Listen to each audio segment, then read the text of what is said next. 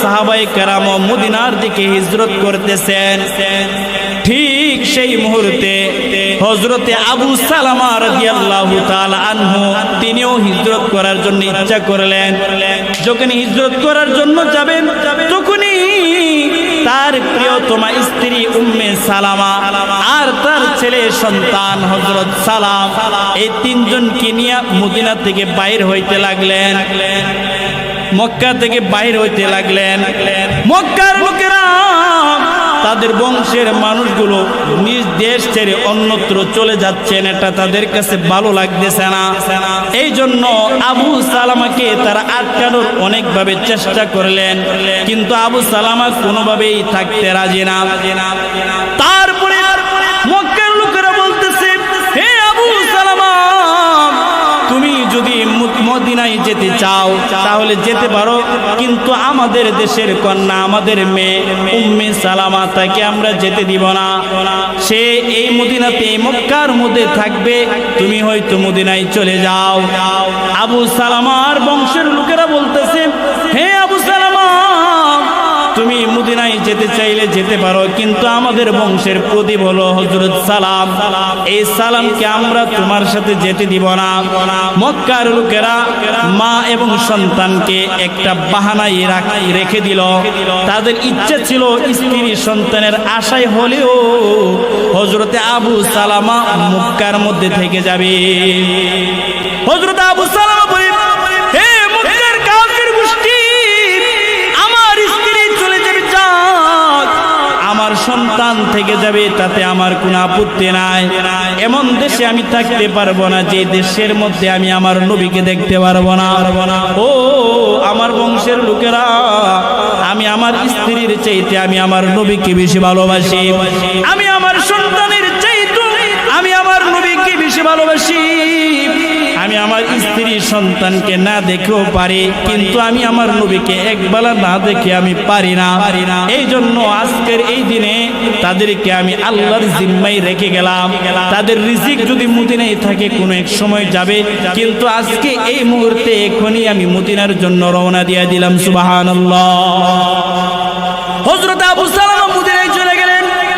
ওই দিক দিয়ে ঘটনা হলো হযরত উম্মে সালামা আর হযরত সালাম রাদিয়াল্লাহু তাআলা আনহু, মা আর সন্তান দুইজনেই একজন স্বামীর বিরহে আরেকজন পিতার বিরহে কান্নাকাটি করে, সব সময় মনটা মলিন করে থাকে, খাবারগুলো ঠিকভাবে খায় না। না খাইতে খাইতে একটা পর্যায়ে তাদের স্বাস্থ্য অনেক অবনতির দিকে চলে যাচ্ছে, স্বাস্থ্য কেমন যেন শুকাইয়া যাইতেছে। মক্কার লোকেরা ভাবলো, এই মুহূর্তে যদি তাদেরকে এভাবে রেখে দিই তাহলে হয়তো এই মা বাচ্চা দুইজনে মারা যাবে। তার চাইতে ভালো তারা তাদের পিতার কাছে চলে যাক, তারা তাদের স্বামীর কাছে চলে যাক। এই জন্য মক্কার লোকেরা হযরত উম্মে সালামা আর হযরত সালামকে মক্কায় যাওয়ার জন্য পারমিশন দিয়ে দিলেন। মুহতারাম হাজিরিন, যখনই উম্মে সালামা রাদিয়াল্লাহু তাআলা আনহা ঢাকা থেকে সিলেট একবার যাওয়া, সিলেট থেকে ঢাকা আরেকবার যাওয়া, যতটুক মক্কা থেকে মদিনা ততটুক, সুবহানাল্লাহ বলুন। মনে হয় যে একবারে কাছে। মাশাআল্লাহ, আলহামদুলিল্লাহ, আপনাদের দোয়ায় 2 মাস আগে গিয়েছি, দেখেছি যে মক্কা থেকে মদিনার জায়গাটা পথে শুধু পাহাড় আর পাহাড়, ধুলো, মরুভূমি আর মরুভূমি, ঘরবাড়ি কিছুই দেখা যায় না, শুধু পাহাড় আর পাহাড়।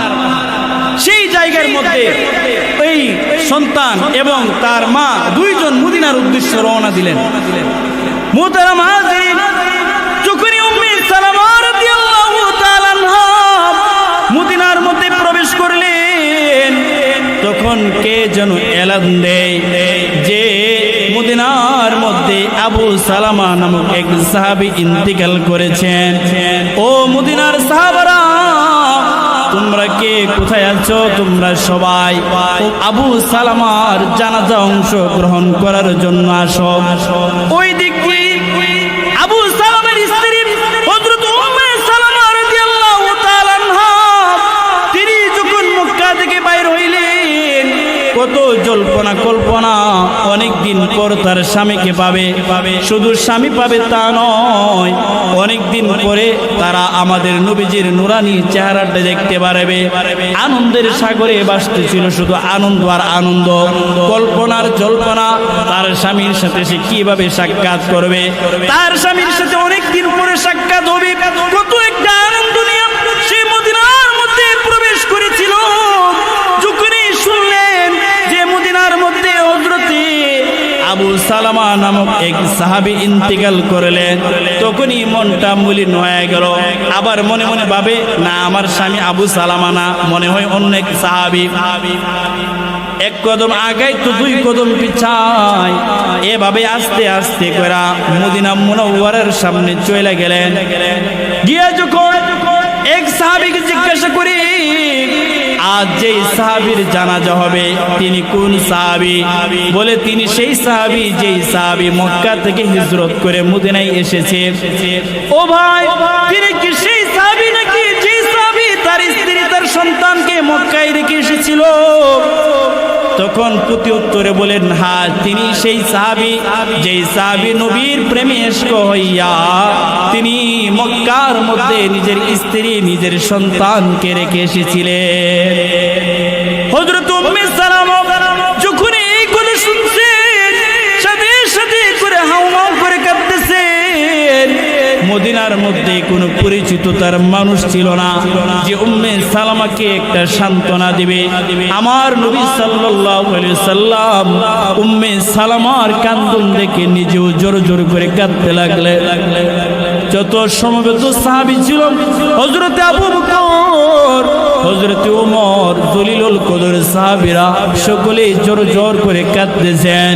হযরত সালাম রাদিয়াল্লাহু তাআলা আনহু পালক সাহাবী বাবার লাশের পাশে যাইয়া বাবার চেহারাটা দেখা হাউমাউ করে কাঁদতেছেন। সালাম রাদিয়াল্লাহু তাআলা আনহুর কান্নার কারণে আমার নবীজি সাল্লাল্লাহু আলাইহি ওয়াসাল্লাম কাঁদেন, সকল সাহাবীরা কাঁদতেছেন। এক পর্যায়ে আমাদের নবীজি হযরত সালামকে নিজের কাছে নিয়ে আসলেন আর বলতেছেন, সালাম তোমার বাবা হারাইছে তো কি হয়েছে, আজকে থেকে আমি তোমার বাবা হয়ে গেলাম। সুবহানাল্লাহ। মুহতারাম হাজরিন, হযরত আবু সালামা রাদিয়াল্লাহু তাআলা আনহুকে কাফন দাফন শেষ করলেন। শেষ করার পরে মদিনার মধ্যে হযরত উম্মে সালামা তিনি একা একা থাকতেছেন। একটা ছোট মাসুম বাচ্চা নিয়া একজন যুবতী মহিলা মদিনার মধ্যে একা। দিন কাটে তো রাত কাটে না, রাত কাটে তো দিন কাটে না, শুধু মন মরা মরা অবস্থায় দিনগুলো কাটতেছে। তার এই দুঃখ, তার এই দুঃখের কথাগুলো আল্লাহ তাআলা সরাসরি জানেন।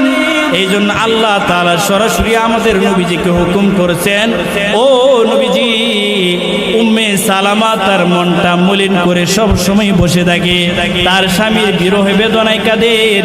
ও নবী, আমি আপনাকে আদেশ করতেছি আপনি উম্মে সালামাকে বিবাহ করেন। সুবহানাল্লাহ।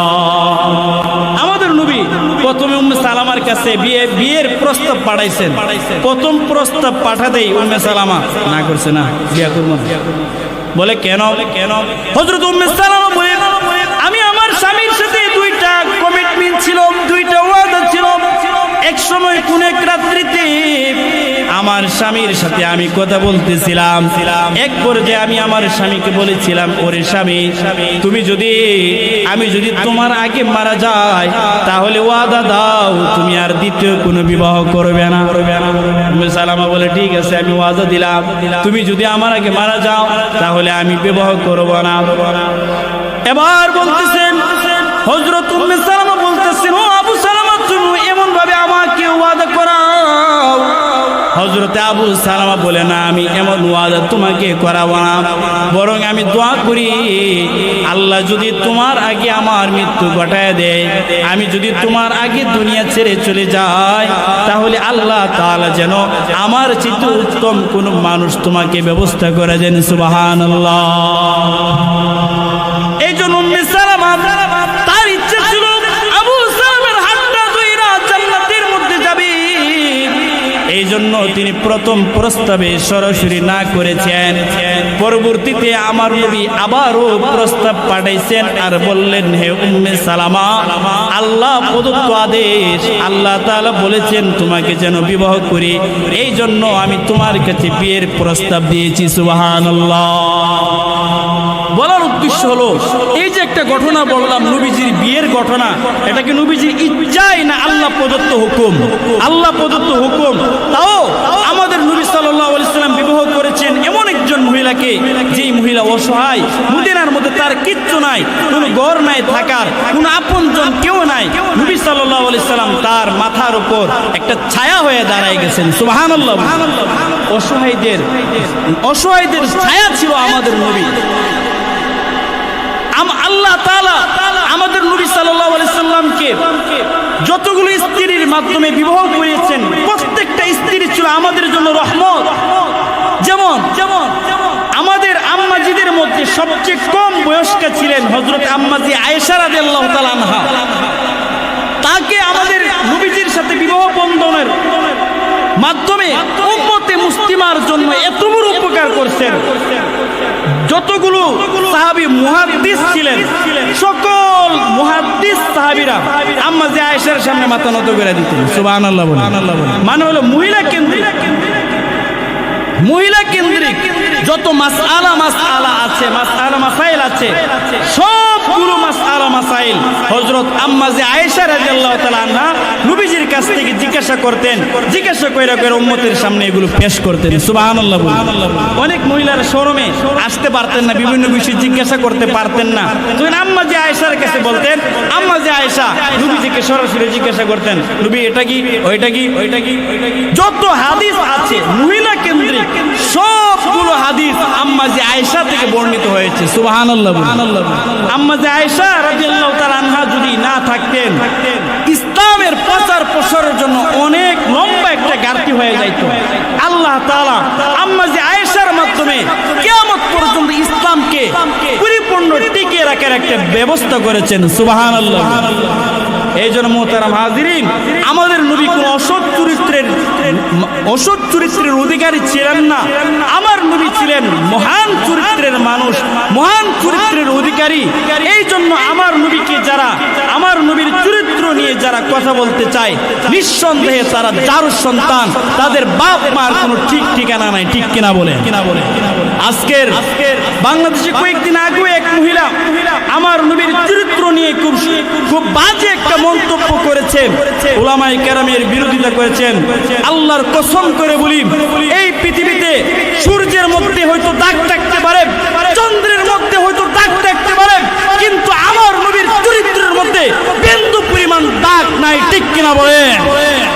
মুহতারাম হাজিরিন, আমার নবী ছিলেন মহান চরিত্রের মানুষ। এই জন্য আমরা আমাদের নবীর উম্মত যারা আছি, আমাদের চরিত্রটাও হতে হবে মহান চরিত্র। যদি মহান চরিত্র না পারি, উত্তম চরিত্রের রূপ ধারণ নিয়ে থাকতে হবে। যদি উত্তম চরিত্র আমাদের মধ্যে না থাকে, কমাস কম সৎ চরিত্র নিয়ে যেন আমরা দুনিয়াতে বাঁচতে পারি। আল্লাহ আমাদের সবাইকে সেই তৌফিক দান করুক। সকলে বলে আমিন। ওয়া আখিরু দাওয়ানা আলহামদুলিল্লাহি রাব্বিল আলামিন।